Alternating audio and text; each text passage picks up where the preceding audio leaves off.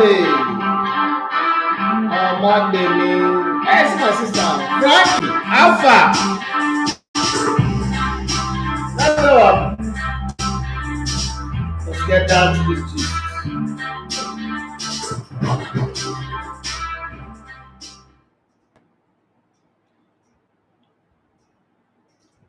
All right, good morning and welcome to the Sports Buffet on ELEGBETETVRADIO. My name is Idafi Matthew S. Yogan. You love to come with the ELEGBETE One of Sports. It's a lovely day to be alive, lovely day to decide on the right path of life, what to do right and what not to do. Okay, it's Sports Buffet as it is. You have a chance to call in on the show. You can call in on 0702500069, or you can send a message on WhatsApp 08034277165. Yeah, 08034277165. If you've not downloaded our mobile app on your Android phone, please do that. For those of you on iOS, we're still struggling with our engineers to get it right for us. We've done everything we need to do, put up all the money that we need to pay, done everything, but then they're still holding us back. I don't know. This is I keep hearing that Android is hard to mix up with. I don't know. I don't know that part of the conversation. I honestly don't. So look at me like a newbie who does not understand a lot of the things that people do when it comes to Android. But hey, we will see. That's all I can say. We will see as we go through the process and we are able to, fix the things that need fixing, and we'll come back to you guys serving you better. But for now, let's have some fun. Let's do what we know how to do best on the show. Talk sports, relieve moments that have passed. Cameroon started the AFCON 2021, even though in 2022, because it was delayed because of COVID, and started well with a win. And then Ethiopia, they play good football. That red card just, represents village people. That red card that happened to them was what I call the village people strike. Okay, but they gave Cape Verde a good run. I think that they played good football, but you know how they say good football is not good result. Sometimes you can be like Man City where you play good football and get good result, but then some other times you can play good football and get bad results, and that's exactly what happened with them. But let's keep our fingers crossed and see what goes on in the games that are coming up. For those of you who didn't follow the game, yesterday Cameroon won 2 penalties from Abubakar, puts him as the highest goal scorer of the tournament so far against Burkina Faso, who scored first. But unfortunately, they couldn't hold on to their lead.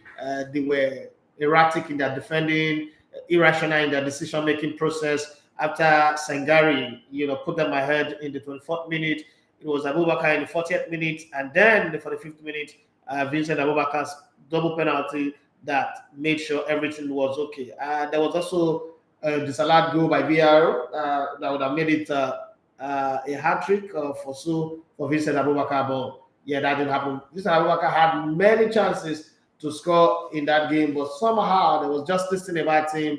His plan was to rip the net, like really kill people with his shot, but that opportunity didn't come up. So that's how that game ended. And Ethiopia, bad luck. That's how I'll call it. Bad luck for them. Red card very, very early in the game to Bayer in the 12th minute for tripping an opponent who was strong goal. It was a yellow card at first. Referee blew foul, and then VAR said, no, you have to go and check it. It was the last man. That guy was strong goal. He stopped the goal man move, and so it was given a red card. Eventually, a yellow card was cancelled and given a red card. But then they did play well. This is Ethiopia. I wasn't expecting much from them, but they did play. They did play well. Romeo 00714 Junior. Good morning to you. On Instagram. So they did play well, but hey, football is football. Sometimes it can be cruel. 11 against 11 is hard on its own, but when you're one man down, it becomes terrible. I'm not going to go too much on that. The English FA Cup, but Arsenal was beaten. Arsenal played. Roy Keane gave the right perspective to that game. He said Arsenal dressed like Arsenal were dressed like Real Madrid, but they played like Sunday team. I don't understand what's happening on Instagram anyway. But that second penalty by Cameroon is Is it a penalty? Yes, it is. The man clattered into the Cameroonian player. It was a clumsy, like senseless defending. That's the way I put it. It was senseless defending, and there's nothing that the referee would have done under that circumstance, but to the referee couldn't have done anything, but just to award the penalty. And remember, he had to go back to VAR. Okay, the man clattered into the player. The ball was going out of goal, but it was inside the 18-yard box. There was nothing anybody could do on that one. That tackle was really crazy. There was too much. What do I call? Some coaches will call it overzealous defending. But then today we have a lot of games starting from 2:00. Senegal will play against Zimbabwe. Guinea will play against Mali, and Morocco will play against Ghana. Just the same way we have Comoros playing against Gabon. Now there's some plenty of football here. I don't know the last time. Can anybody remember the last time Ghana won the African Nations Cup again? Senegal have always been the team. People like, the team from the days of them, Camara, the Henry, the rest of them, like Diop. They had that good coach Bruno Metsu. Okay, let me take this call out. Hello, good morning. Yeah, good morning. Hey, brother man, how you doing? I'm fine, sir. How was the weekend? My weekend was fine. Why you the para? What's happened? I did say some deja vu followed that Arsenal team yesterday. I know they say I'm upset. And they say that deja vu. When they will go there after uniform, they don't even come go put name for the back of the jersey. They are nobody, they don't know them. So anything they happen to them, they don't get homeland, they don't get name. Now it's make they lose that match. So me, I don't feel say that thing just they somehow. Yeah, I agree. I agree with you, but I mean, I think that Arsenal, this is my opinion, I might be wrong, but I think that Arsenal underrated Nottingham Forest. Nottingham Forest is a big team, and 4 years ago, this team beat you, knocked you out of the competition 4-2. You should have come into this game with a mind to revenge. I'm not saying that Charlie Patino and the rest of the players were not good enough, but this is FA Cup. Your greatest route to winning a title. You are the king of this competition. 14th FA Cup winning streak that you have. It means that you've won more FA Cup than any other team. Should have taken it serious. The players you played are players that have not played competitive game for a long time. I agree that some of your players have gone to the African Nations Cup. You were trying to manage your squad. You don't want to get to a point where you overbond them. But then they got bonds. They're out now, so they're not playing in Europe. They're not going to play the FA Cup. They're still in the Carabao Cup that Liverpool used Wayo fake COVID result to postpone the matches. We'll see how it goes anyway. And again, on the AFCON, and it's also the African players, they know why. See how the crosses way Cameroon they do yesterday. The young players say they know they shoot for anyhow. Don't let Nigeria players get that kind of challenge. It's pain me. Sorry about that one. All right, thank you very much for calling, Henry from Alausa. Now, talking about crosses, that was strange. 20 minutes on the clock, Cameroon had 9 crosses into the box. Not one saw the head or the leg or got to their teammate. That was strange for me. Rumours 0714 Junior said, "What's up with this IG handle this morning? Yeah, in the only place I join you anytime, go streaming live." Oh, sorry, I don't know. I don't know myself. I think it's the network. I don't know, but you can join the Facebook and the YouTube live as well. I mean, we're streaming on all platforms, so you can't miss out on that. And then you can also listen on the radio. You can listen on the radio, www.ELEGBETETVRADIO.com/radio. I think that the Instagram is really messing up. So let's end the Instagram and move on with what we've got. What we've got on Facebook and at YouTube, so that we can have a show and not get disturbed by the whole crazy thing that's going on. All right, so if you are on Facebook, well, we'll try the Instagram once again. Somebody just sent me a message that we should try it again, so let's see how it goes. But I get fed up when I try to push it and it doesn't go. So we're talking about the Cameroonian team. Yeah, they had power, they had plenty of ball possession than the Burkina Faso, but the scoreline didn't show that. Okay, They didn't score goal from open play. I'm not saying that the penalties are wrong penalties. It was well-deserved penalties. But I think that it was an opportunity for them to make statement. Burkina Faso really was not on top of their game in terms of the quality of their play. Yeah, they soaked up the pressure quite a bit well. I'd say from those irrational defending and sort of like childish defending, they did well. Let's look at the team a bit, and let me draw some parallel from what I saw in that game yesterday. So Vincent Abubakar was fantastic. Chibo Moting came off the bench in the second half, but really didn't add any value. I liked the way Kunde played. He was workaholic. No wonder I was angry when they substituted him. Anguissa was there, but when people used to say that Anguissa is better than Wilfred Ndidi, I didn't see that in his play. There was too much power. I think I like Goetz playing in front of the centre back. I like his play. But then in the Burkina Faso side of the team, I think Dyer was overdoing some stuff.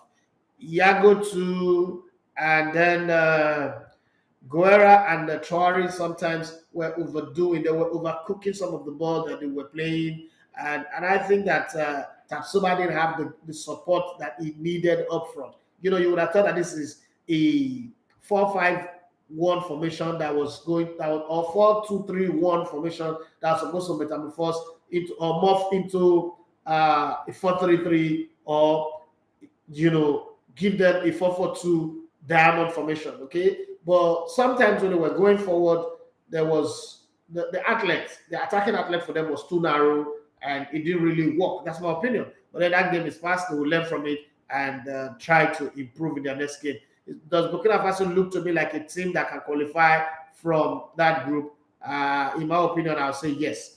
Because when you look at the Burkina Faso team, one of the things you would tell yourself is the way they play, they will beat Ethiopia. Okay? The way they also played, all matches are not the same. I agree. All matches are not the same, so games can change overnight. But the way Burkina Faso played, if they play like that against Cape Verde, they'll beat Cape Verde. This Cape Verde didn't play like they played against Nigeria in the qualifiers, okay? So I think that Burkina Faso still have a chance to go through. But then today we'll see games, Malawi, Senegal, Zimbabwe, Guinea, the game in the Ghana group too. We'll see games there today. And then tomorrow will be time for us to look at Nigeria. The good thing with this African Nations Cup is, so the top two qualifies, and then there is also ranking of third place teams. But you just want to be on the top two first. You just want to be on the top two and qualify straight up, so you know that your own issue have been sorted. You don't want to be in the place where you're struggling to be best loser or best. You don't want to be in that place. There are 6 teams. There are 4 teams that will qualify from that ranking. So you don't want to be in that position. You just want to qualify straight first or second from your group. That's the way it is. Let's see how today's game will go. Okay, first game is 2 o'clock Nigerian time. Senegal will play against Zimbabwe. Does look like an easy walk in the park. Senegal against Zimbabwe. Come on, what could go wrong for Senegal? But you see, that's football. Football does, know how to throw up some shady moments. And if there is any team that should know, that team is Senegal. Senegal went to the World Cup in 2002, remember? Played against the defending champion. They beat the defending champion. And that team was fantastic. That team had top 3 top goal scorers in Europe. Trezeguet in Italy, Thierry Henry in France, Thierry Henry in England, and Djibril Cissé in France. But somehow, France could not score a single goal in that World Cup and against Senegal. So these things happen. Senegal should also realize that kind of upset can come from Zimbabwe. But hey, Zimbabwe in their last 5 games have lost 3, drawn 2. Senegal, on the other part, have played their last 5 games. They won 4 and drawn 1. And the one they drew was against Togo. The reason I brought that Togo is Togo does look like a small side in football. They no longer have the Adebayo and the rest of those players that they used to, Adebayo and the rest of them. But somehow they were able to hold Senegal to a 1-1 draw. But then in that period, Senegal have beaten Congo. 2 goals to nothing. They've beaten Namibia, a team also that is close to Zimbabwe, by 3 goals to 1. And they've also beaten the return leg, the home leg. They beat Namibia in the World Cup qualifiers 4 goals to 1. And then they also play Congo 3 goals to 1 in Congo. So it does look like, oh, this game is going to be easy for them. And last 3 times that Senegal have played against Congo, Senegal have won all. 2-1, 2-0, 2-0. That's how it stands. So we can jolly well say this is going to be an easy meet for Senegal on paper. Football is not played on paper, but on paper, this is going to be an easy meet. Now, the next game by 5 p.m. is Guinea-Malawi. This is like the Ethiopia-Cape Verde game, okay? This is where you see same of the same, anything is possible. Guinea does not have Abubakar Titi Kamara anymore. These are 2 teams that are serial losers. They've been losing since the last 5 times that these 2 teams have played. They've had wins and draws. So first game, Guinea won 3 goals to 1.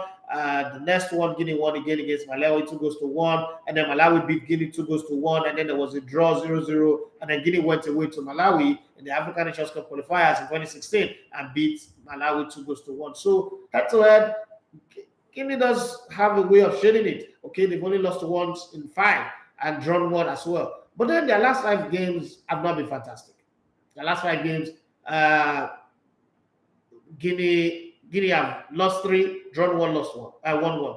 Malawi, on the other hand, have lost 5, lost 4, and won only 1. So you could tell yourself that this is a game of losers. This game is going to be drab. It's going to be anybody's game. It could go either way. But my smart money is on Guinea to win that one. Now there is the game for a team that a lot of people are tipping to go all the way to the finals and win it. Okay, so it's Morocco. Morocco playing against Ghana in this game. Two teams that are powerhouse in African football. 2 teams that you would expect to go all out there and give you the game of your life. Okay, so it's going to be interesting. It's going to be exciting. But who do I think is going to win this one? Is very, very hard. Okay, Morocco went to the Arab game in Qatar and they gave a good account of themselves. And right now, I don't know where to place them. I honestly don't know where to place them. Well, let me try to be objective with this one. So, Morocco have played 5. In the last 5 games, they won 4 and lost 1 after extra time. Ghana in the last 5 games have won 3, drawn 1, and lost 1. Okay, Ghana is that kind of thing that you can put your hope on and they will disappoint you. It's just what Ghana know how to do. But coming into a tournament, Ghana does have a robust team. Ghana does look like a team that can hold their own any day. But then they are playing against Morocco. Okay, in the African Championship as well, Morocco does not really represent themselves very, very well. Last time Morocco was in good form in the African Nations Cup, it's a long time ago. Will they come into this one ready to go? I don't think that Morocco can be a threat. But then Ghana playing in Cameroon does look like a team that will be a lot more comfortable on the ball than Morocco. It's hard to call. This is the kind of game that it's anybody's game. So I don't know where to place my pitch my tent here, but let's see what happens in that game. And then there is the game between Comoros and excuse me, guys. The game between Comoros and Gabon. Star player for Gabon, Per-Emerick Aubameyang, if you please. Okay, so you know that Comoros are a dark horse in African football. Look like a team that doesn't play much, doesn't look good on this island country. But remember, they beat Seychelles 7 goals to 1.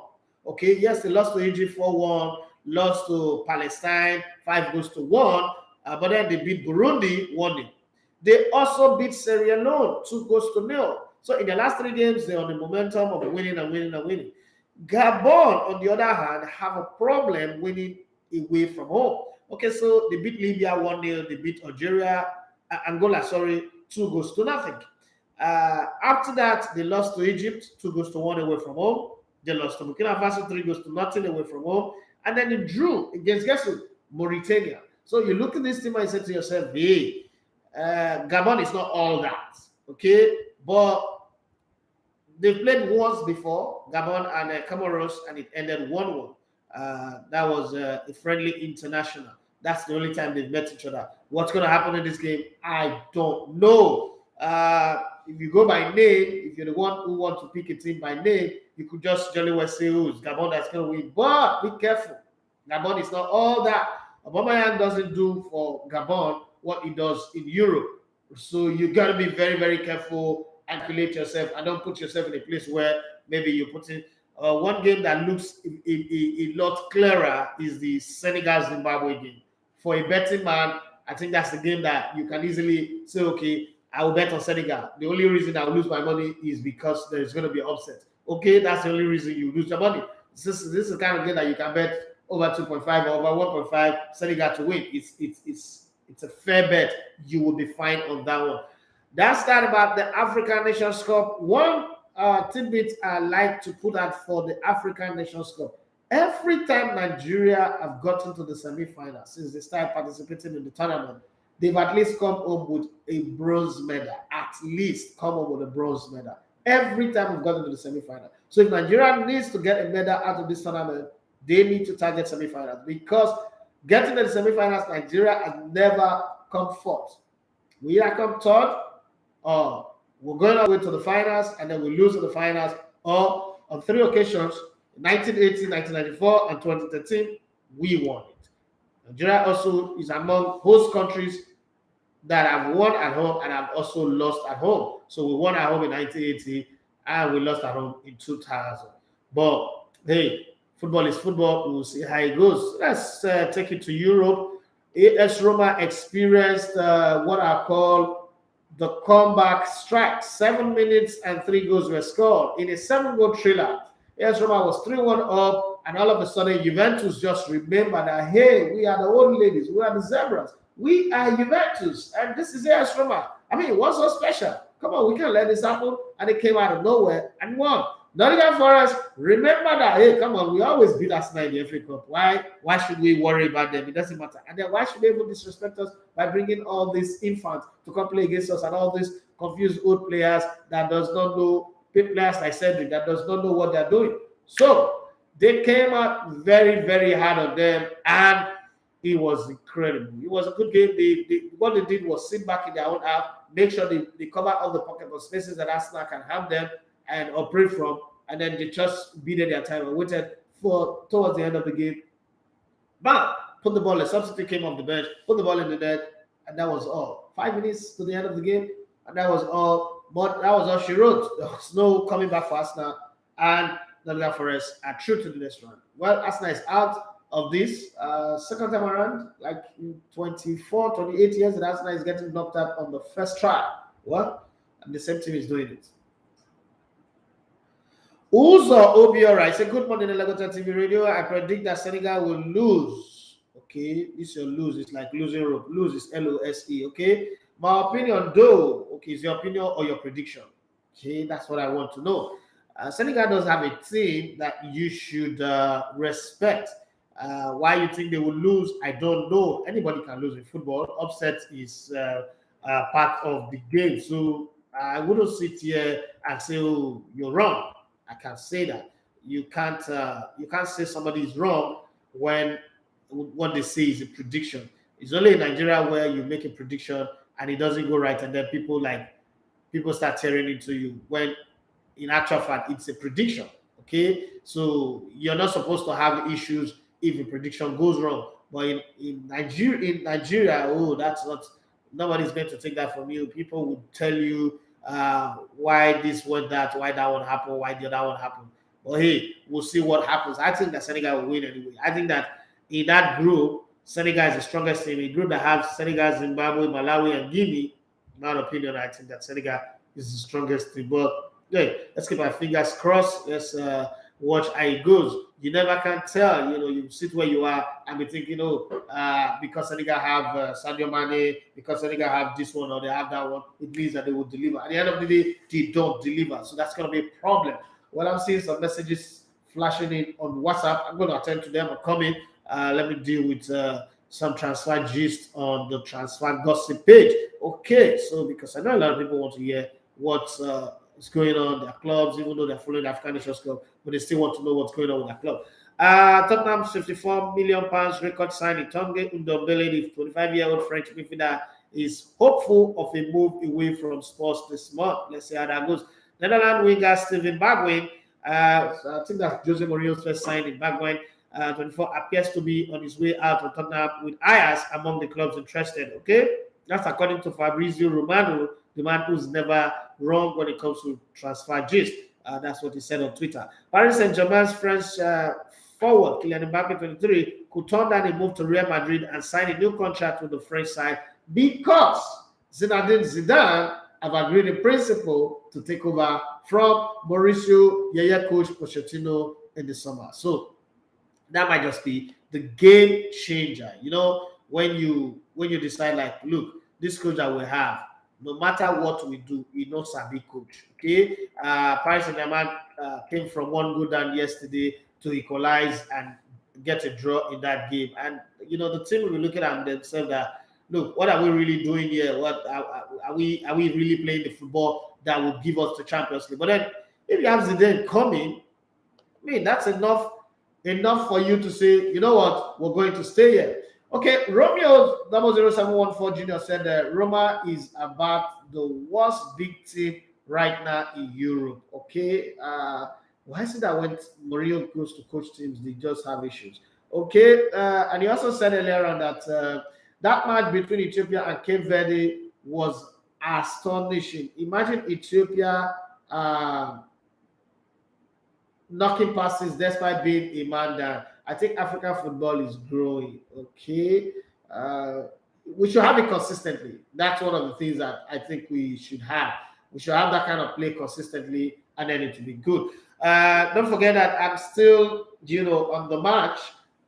We've sent a few of our team, a few of our crew members to Cameroon. We still have a few rest of us that needs to be in Cameroon, maybe this week or next week, but we'll see how it goes. I'll give you an update on that one. But before that, I think that Zidane should come earlier. But hey, Paris Saint-Germain, according to the story, they are waiting to the summer. So maybe that's another way where Paris Saint-Germain will not win anything again and make a lot of the players disillusioned. Then it does look like Zidane will be among the few coaches who have managed to coach Messi and coach Cristiano Ronaldo and Lionel Messi in a career path.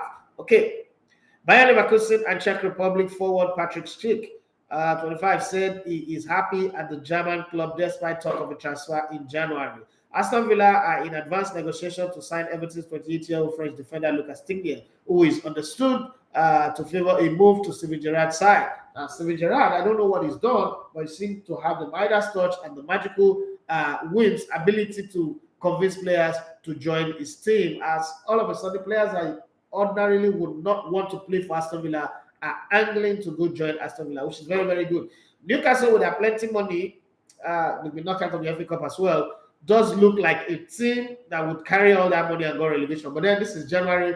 I just think that the powers that be, this is my opinion, this is not fact, but I just think that the powers that be would walk around the club to fix matches so that Newcastle don't get relegation, because the money that they will collect in taxes is more important to them if they stay in the Premier League than if they go on relegation. Don't forget that when they go on relegation, salaries will drop, so taxes will drop as well.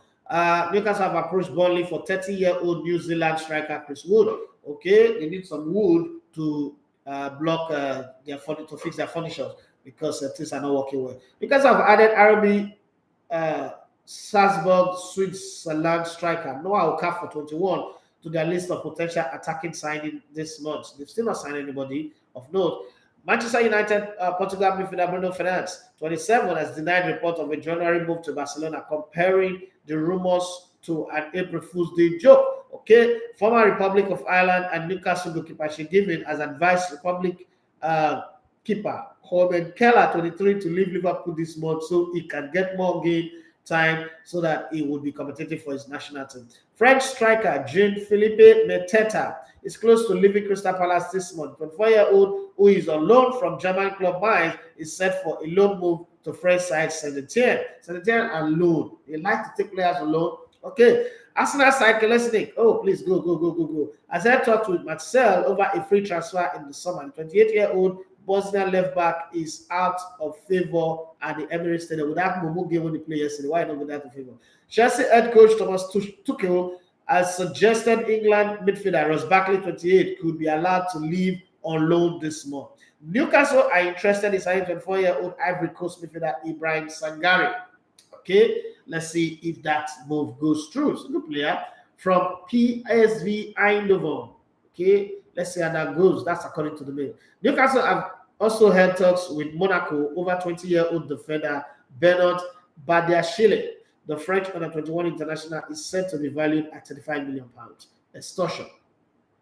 Manchester City midfielder Tommy Doyle has ended his spell with Hamburg. The 20-year-old Englishman is set for another short-term switch away from Etihad Stadium this month. Where is he going to? I don't know yet, but we will see. Manchester United have not received an offer for French midfielder Paul Pogba. The 28-year-old is set to leave on a free transfer this summer. Why would anybody make an offer to you when this is January and his contract is ending in the summer? There's no transfer. There's no offer.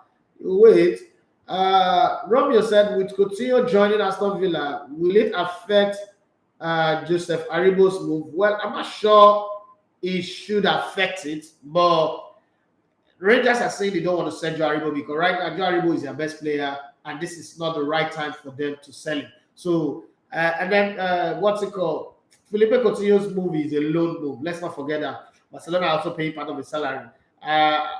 What they are trying to do, Aston Villa is trying to do is, let's say what it does for us from now to the end of the season, and then at the end of the season, we'll make a good pitch for Joe Aribo, because the coach also knows Joe Aribo. It does look like, unless the team goes on a catastrophic run, Steven Gerrard will be with the team next season. So it's as sure as daylight. So they want to have Felipe Coutinho for this period, running it to the end of the season, and then by the end of the season, they cannot decide, oh, we need Joe Aribo. Joe Aribo is a player that Steven Gerrard knows. He's worked with him, he understands him, so there is no too many arguments about it, but he just wants to get done with this one, this period of the season from now to May, and then he decides on Joe Aribo for next summer. Okay, Victor Malalu says, Happy New Year, Liberty. Do you think Poch is the messiah to deliver Manchester? Pochettino knows a big coach. Manchester United needs more than a coach like Pochettino. Pochettino is not a good coach. I wouldn't classify him as a good coach. There are coaches that are lucky. They just get a lucky run here. Olakole Ojo say, good morning, bros. Good morning to you. They just get that lucky run, and that's what he did with Tottenham Hotspur. I don't think that he's a good coach. I mean, 2016 was a year where Spurs should have won the league title, but he blew it. He's a butler. Went to the finals of Champions League, bottled it. Met different competitions that he could have won, but he bottled it. So I'm not counting him among good coaches. Manchester United is a very big club. Okay, you can tell already that at Paris Saint-Germain, Pochettino is struggling. Like, the man is struggling. So I don't want to put him on the Manchester United. You need to put Pochettino at a place where he's comfortable, he's got control. You go to Manchester United right now, there's too much crisis, too much problem at the club to deal with. You can't come in and become the fire service man, the guy who calms the peace, the cavalry, there's too much drama going on around Manchester United. And Manchester United needs more than just a coach to come in. They need to settle their structure. They need to wake up and decide, look, Silas Ferguson, you've coached this team. You are a former coach. You have left the club. You shouldn't have any influence. I mean, think about it. It's like a man divorces his wife, right? And then he gets married to another wife. But somehow, the wife that he divorced is still living in the same house with the man and the new wife. There's going to be friction. Let's not deceive ourselves. Coaches like to have control. So Alex Ferguson would not take this thing that he is giving to other coaches. So Man United need to set up their structure from up, down. The football director, everything needs to be in place, and then you bring in a coach. You see, when Manchester City wanted to bring in Pep Guardiola, they didn't just focus on bringing Pep Guardiola. Then Pep Guardiola will come in and become the all and all. He deals with transfer, he deals with this. What they did was, they first of all got a proper system in place. If you take Pep Guardiola as a coach you need, then you need to get a proper system in place that will enable him. Look at all the club that Pep Guardiola has worked in. The system, the behind the scene works well. Okay, you need to get that board working well so that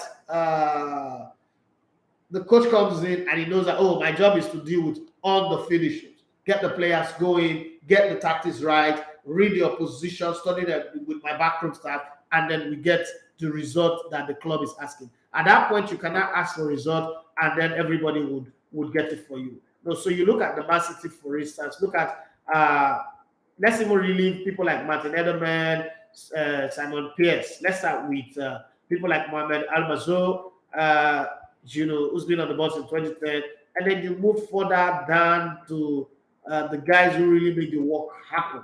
All of them are they are pro Pep Guardiola. They understand the way he works.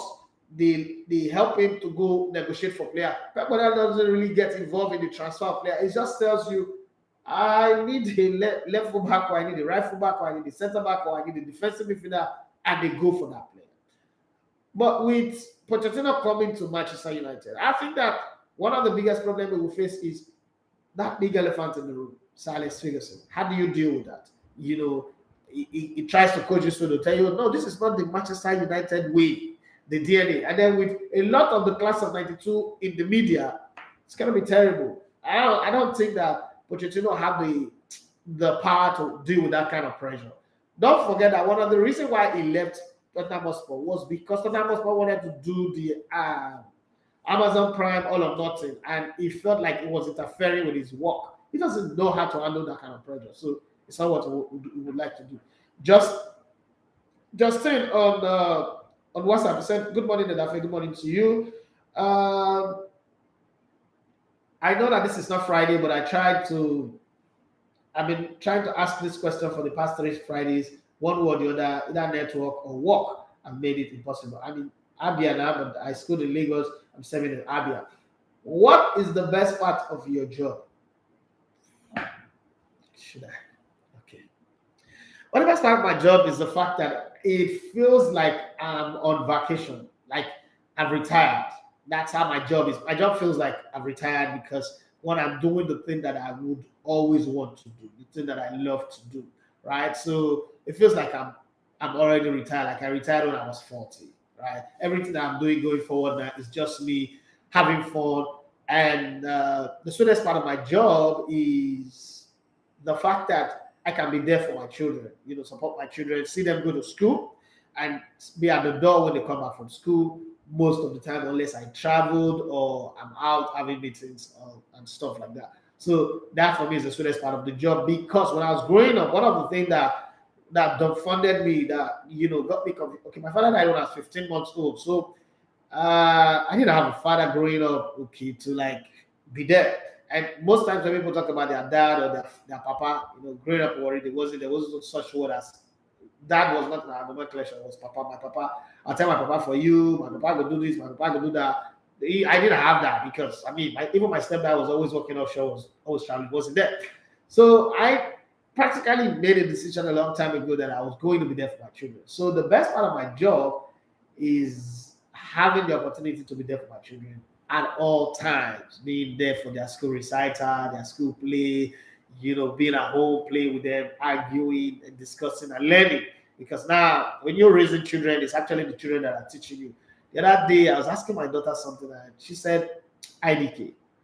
Honestly, I said, Rookie, what's this? I was asking something, and she just said IDK. Now, ordinarily, I'm still on social media, so I practically know these things, right? But the way she said it, I've never used that abbreviation in conversation. I type it. So I didn't get it. I was thinking about so immediately I was like, okay, going forward, this is how people are going to communicate to. And I was like, what is IDK? She said, I don't know. So it was funny, but it was fun, and I loved it as well. So those moments are, for me, the beautiful part of my job. Romeo said, don't be angry. I ask many questions. No, it's okay. This is what the show is for. For the 1 hour that we have, as the matter of fact, the best people on the show are the people who ask questions. Dami Agre asked many questions. So this new European coach appointed by NFF, how good is he, knowing fully of his antecedents at clubs? Well, he won the Egyptian League with Al Ahly. It's not really so. His antecedents. One of the things that I always say about coaches is yesterday's result don't count. I mean, look at Jose Mourinho. If somebody starts following football now, they'll tell you that Jose Mourinho is not a good coach. So antecedents don't really count with football, with coaching. The quality of players you have, the support base that you have, and the system around you matters a lot in coaching. And people don't factor that in. Yes, I know that there are coaches who know the game. There are coaches who know how to coach. But it's like, let me give you a very good example. You're a good presenter, you're a good analyst, but then you're working in a radio station that doesn't have the right equipment. You will flop, okay? That's just the way it is with coaching too. But I wouldn't put him on the top list. I would just say he's an average coach. Give me a minute, please, guys.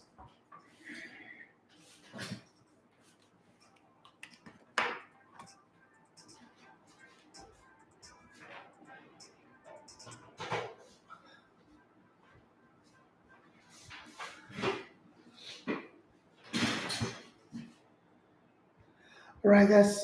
Sorry, I needed to fix that stuff that was giving me a problem here. So I wouldn't say that the coach is a bad coach because he's won a league title. When you leave Europe, you leave Portugal, and you come to Egypt and you win a league title, people will say, hey, but he won it with Al Ahly. Yeah, Pep Guardiola did not win all his titles with every country. He won it with a big club as well. So I want to sit here and tell you that, oh, he's a bad coach, right? Just the same way when I hear people say that Jose Mourinho is a bad coach, I'm like, are you serious? It's not a bad coach. But would we provide him with the right environment, the right support system to do the job? What I liked in the conversation of the employment is that, oh, they say he will stay, it will be based in Nigeria. And so I want to see that place where he goes around the country, scouting for players and looking at the league and then inviting players to the national team, which is something that I've worked in time past with great coaches that have coached the Nigerian national team. But then historically, look at all the coaches that have come to Nigeria and done well. There's no one that have great antecedents. Verstappen does not have great record in his past. Neither does Otto Gloria or any other person. Steven Gerrard even had better record in terms of before coming to coach the national team because he had qualified Togo, O-level Togo. The only coach who could do that. Qualified O-level Togo for the World Cup, even though he didn't take them to the World Cup because they have issues. But I think that it's good. My only caveat, and that's a question that I kept asking, and I hope that somebody would answer the question. Hypothetically, it doesn't look possible, but this is football. Anything is possible. Hypothetically, if a Guavon goes on to win the AFCON, would we see say, Guavon, you're not good enough, let this coach come to take over? That's my question, because these things can happen. It can happen. Boom, we play tomorrow, we beat Egypt. Confidence is sky high. We play against the other opponent, we beat them. And then we march on. Go on to win the Nations Cup. Would we still confidently, in good faith and in good conscience, say, Iguavo, step aside, go back to football director, technical director, and let Jose Pesero come and take over the job? That's going to be very, very difficult. I don't see the good conscience, the clear conscience about doing that. But hey, it's football. Senator Song, he said, will you say you can be a good coach based on your analysis? I have a UEFA B license, so it's not about based on my analysis. I'm a coach. I've coached ragtag team from street to go all the way to the quarterfinals of the Nigerian FA Cup. If you play in Nigeria, you understand what that is. So if it comes to coaching, before I became an analyst, I've already been a coach. And I've done well doing that. I've also been a club administrator. I've also done well doing that. Okay, so football, if it is me, you're asking this question directly to me, and I know that people used to say that I'm arrogant about it, but I owe nobody apology about it. This is what I know. This is what I'm good at. I'm a thoroughbred football person. Coaching, yeah, I'm good with it. Very, very good with it. And I'm saying this because if you meet the people that I coached back in the day, I still see players call me and say, Ross, this thing that Pep Guardiola is doing now, this is what you used to teach us back in the day. Yeah. But hey, to answer your question, I think I'm a better coach than a football analyst. That's the truth. Football analysis is I mean, I play the game, so it's easy, but coaching is hard because coaching is a mixture of science and art, and then you're managing human character, and that's crazy. Of all God's creation, humans are the most difficult people to manage. Okay, so to be a coach is beyond 4-4-2, 4-3-3, 5, 3 at the back, all those things that you hear analysts talk. It's way, way beyond that. You can have all of the best tactics, the best formation, the best style of play, the best methodology. If you don't have proper man management, your players are going to blow up in your face and your result will go kaput. I mean, Nuno Espirito Santo is a good coach, isn't he? Went to Spurs. Antonio Conte came into that team. They are not playing well, exceptionally well, but there is a mental fortitude in them. There's a mental solidity in them that makes them know how to get the result. Why? Conte is a get the job done kind of guy. It's not a aesthetic like Pep Guardiola who would, caress you, romance you, suck your nipple, give you all those. No, that's not Conte. Conte is, hey, aim it, shoot it, and kill. Don't tell me that, no, I have to shoot the right leg and then shoot the... No, that's not Conte. And he gets the job done. So there are different ways that people coach. Well, I love aesthetic football. I like football that is appealing to the eyes. Every club that I've supported all my life played beautiful football. I've supported AC Milan at some point. So they played great football. I supported Inter Milan. Amazing football at the time, even though they were not winning titles, where they had Ivan Zamorano, Recoba, Ronaldo, Dalima. I mean, come on, these guys played some of the best football anybody would ever want to see. Arsenal played some sexy, scintillating football as well. And then Ajax, back in the day when Louis van Gaal was the coach. So I think I was completely soaked and dipped in the principle of beautiful football. I played on that Monday Sinclair. You can't play on that Monday Sinclair and not play good football. Okay. Lukman 001, he said, good morning, Nedafe. What do you think are the Super Eagles' chances at the World Cup?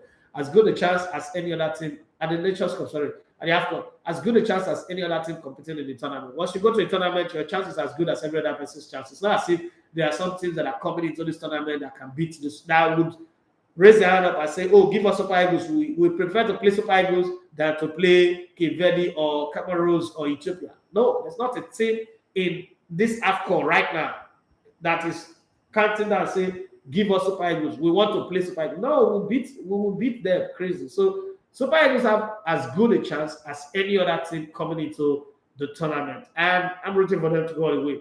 Romeo said, what do you like about your job? What do you like about your job contemporary? I don't understand that. I answered that question just a few minutes ago. You need to rephrase that question.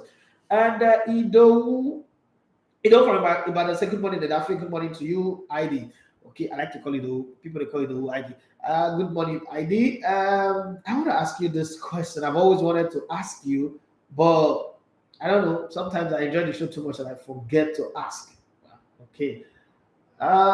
If you have to go back in time and live your life again, what would you change? I would change the injury that stopped me from playing football.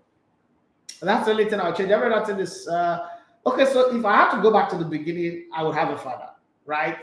I would not love my father to die when he died. I would love for him to be there for me growing up, right? But in the adult age of my life, I would fix the injury. I would avoid it. I would not go attacking that ball that I attack and then I damage my leg and my career. I would. I don't think I would change any other thing. Every other thing that has happened after that, fantastic. I had a very, very kind of like fun life. My life has been filled with adventure. The fact that I've traveled very, very far and wide, 51 countries and back. I think I enjoyed all those parts. Another thing I would have changed, I wouldn't have spent 13 years in Brilla. I would have left pretty much earlier. I mean, at least 2014, I would have left because I was 10 years. That would have been probably before then. But I wouldn't have spent that long. Any other thing? Okay. When I went to Malta sometime ago in 2007, I had a chance to work with a team in Malta, but then I toned it down because it didn't feel like, okay, Malta, who they see us, what are you working, what are you doing here? I think I would have taken that offer just to put it on my CV, But I didn't see Malta as a country that was on the map, and then I toned it down. And another thing that I would have changed, I had a chance to work with Hamburg in 2005, but then the guy who the sporting director who put up all the interview, the work and everything after I left ISB and we're doing that whole thing. 3 months to the time when we're supposed to start, when going to the new season, he had a terrible accident and he died, and then the new person came in and the new person decided to go a different way. I think I would have changed that. Other than that, everything is fantastic. Everything is fine. I wouldn't change anything. Probably I would love to have billions of dollars in my bank account from the age of 25 and just live my life there. And then I would also not like my mom to die at the age of 52. I think that's a scar that's going to be in my heart for a very long time. Okay, Lookman 001 to say, are you still open to taking up a coaching role? No. It's not something that I think coaching right now, and I'm not saying this to be arrogant, but it's beneath the trajectory of my life right now, where my life is going, what I'm doing, what I am pursuing, the opportunities, the line that is open to me, and the kind of impact that I can make in society. Going to coach is like taking 1 million steps backward. So, but what I can do a lot of mentorship, okay? But I don't think I have the time to go coach anybody again because it's too time consuming, it's too stressful. Coaching is very stressful. I don't have that time. The B Johnson said, the guru, I hear you, so I hear you too. Romeo 00714 Junior said, what I meant was the best part of your job currently after Brilla. Okay, the best part of my job right now is okay. So while I was in, I think around 2014 when I came back from the World Cup, I was still in Brilla.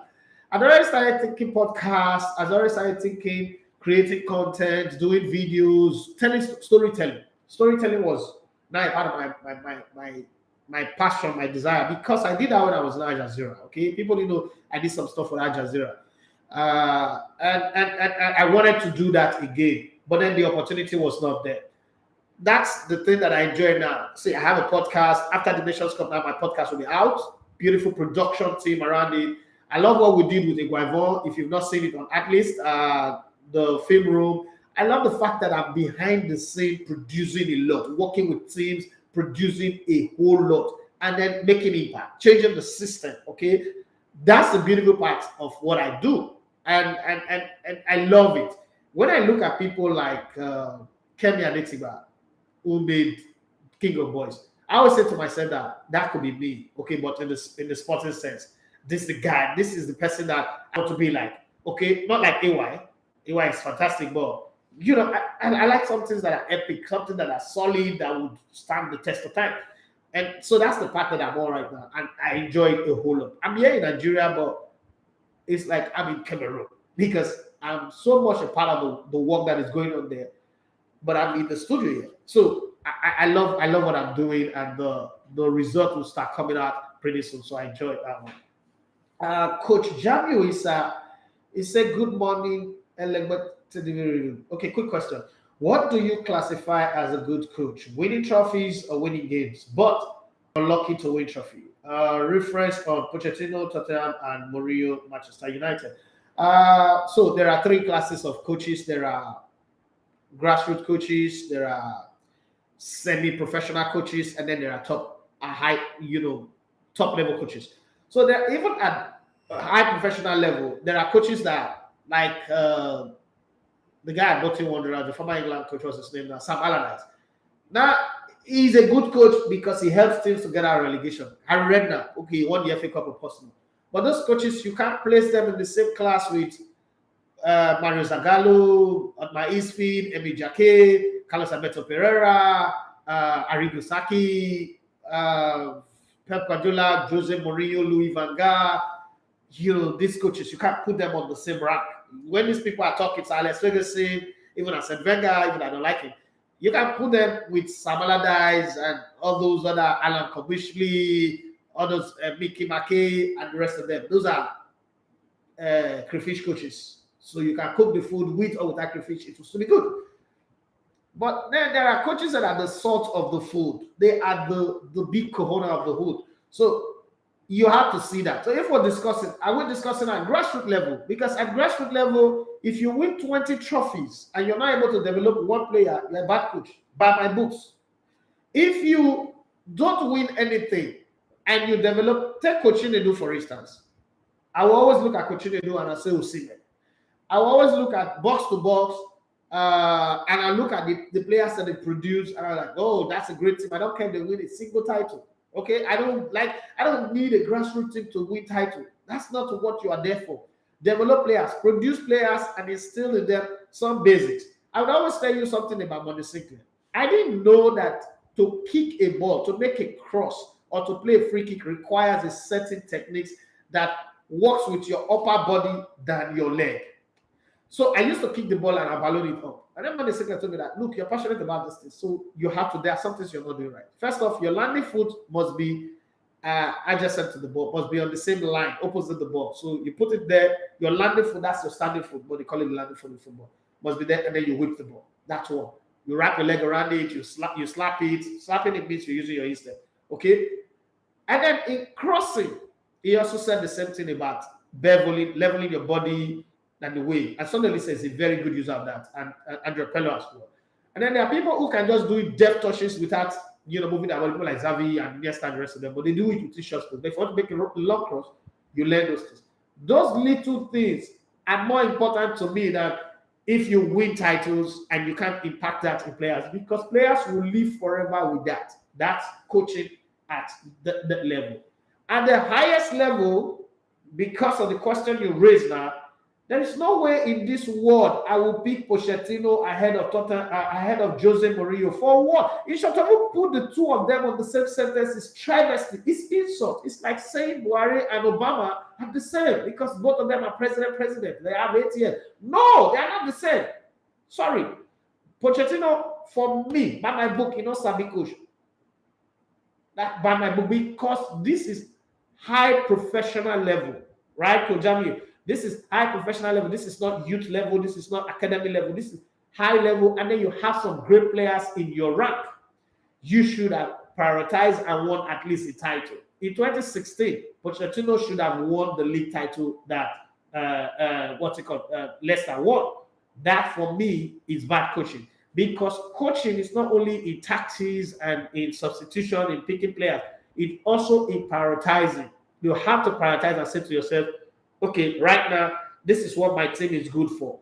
I can't pursue 4 titles at once. Let me narrow it down to 1. It's one of the things I like about Arteta. Arteta stylishly escapes competition and focuses his goal on one thing. That's good about him. Jose Mourinho is also that kind of person. Pep Guardiola is also that kind of person. He knows what he wants to win and he knows how to go about it. Sometimes he gets unlucky with the Champions League, but in every other competition, he does know how to run it. First off, eliminate the opposition. So Alex Ferguson knows how to do that as well. Make sure you cut to the point of the big teams, but the smaller teams, you get your result against them. Those are strategies. That's coaching. A coach is a strategist. Mauricio Pochettino, because 20 years from now, when the generations that will come after will talk about coaching of this era, they will always say that there was a coach called Mauricio Pochettino. They will talk about him in abstract, but they will not talk about Jose Mourinho, Pep Guardiola, Alex Ferguson, and Arsene Wenger in abstract. They'll talk about them as the main core of their era because of the trophies that they won and they brought to the table. If Arteta came into Arsenal before settling that he's won the FA Cup, and Mauricio Pochettino, for all the years that he's been coaching, he doesn't have a spoon, but he doesn't have a coach. That's my take on that one. And then I have this one from Oye, who's reaching us all the way from Owerri. You said that your job is like a vacation. What do you mean by that? Can you explain that in detail? Okay, what I mean is that, okay, so I have practically more of the job that I do is brain work than hard work. Like, people go 9 to 5. People do 9 to 5. And when you say 9 to 5 in Lagos, it's actually 5 a.m. to 11 p.m. or 10 p.m. in the night. Because 9 to 5 might be the work time, and the rest of the time you spend in traffic. I don't have to deal with that. I mean, my house and my office are in the same environment. I could leave my house 5 minutes to the start of my show, and I'm still going to be on time.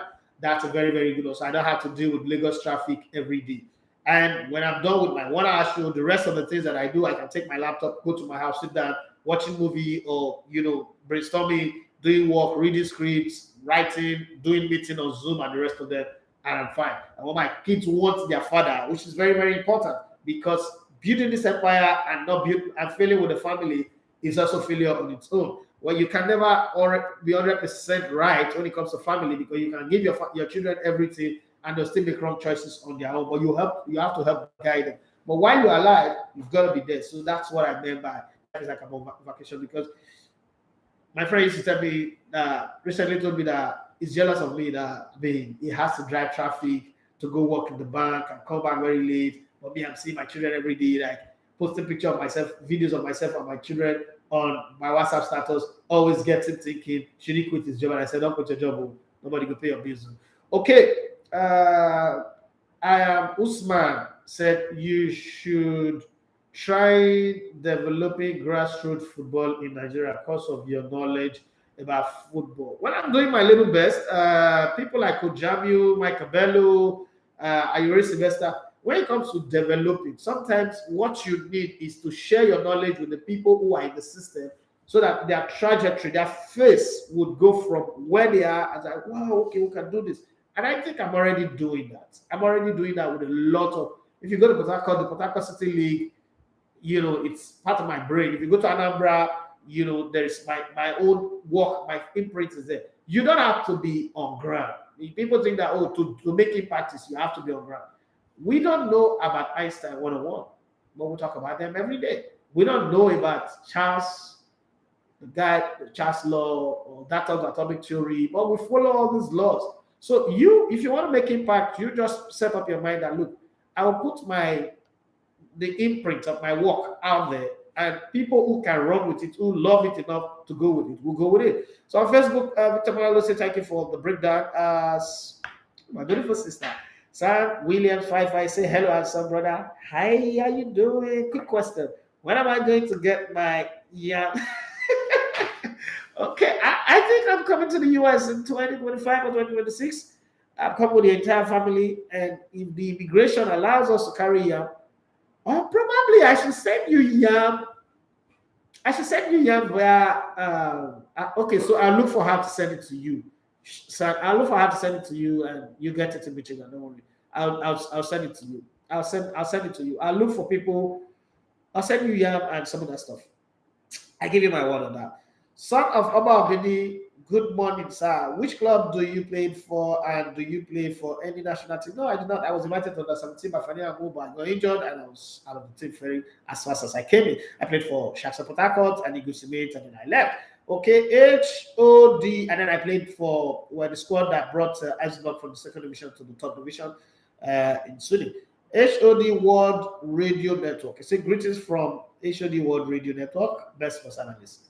Thank you very much. And I think my time is up. Peter Wanada is running on the wings and ready to go. Romeo, maybe screen pin so that I can join.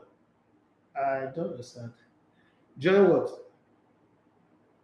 Join what? Well, I don't know. Send me a message on my DM because my time is up on the show. I gotta go now. Peter Wanada is here with Dempsey Sports. Lovely guy that you want to listen to all the time because he's got brains, he knows how to do his research, he's my wingman, makes my job easy. Thank you very much for joining in on Instagram, on Facebook, and on YouTube. My name is Edafe Matthew. Keep on following us. Don't forget, if you use Android, to download our mobile application on your Android phone. The iOS, we're still working on it. I'm getting really, really tired right now. WhatsApp number is 08035 080-342-77165. I take that again. 080-342-77165. 080-342-77165. That's the WhatsApp number. Right, this is where I pack my bags and baggages and leave the studio. It's been a good time hanging out with you. I'll be here again tomorrow and continue to support the African teams that are in the African Nations Cup. I hope that we'll get the very, very best. This also will be a turning point for the competition. Good until we have another one next year in June, July. We'll see how that goes. But it's been great to share my time with you and my stories. Let's do this again tomorrow. God bless you and have yourself a wonderful day. Bye-bye.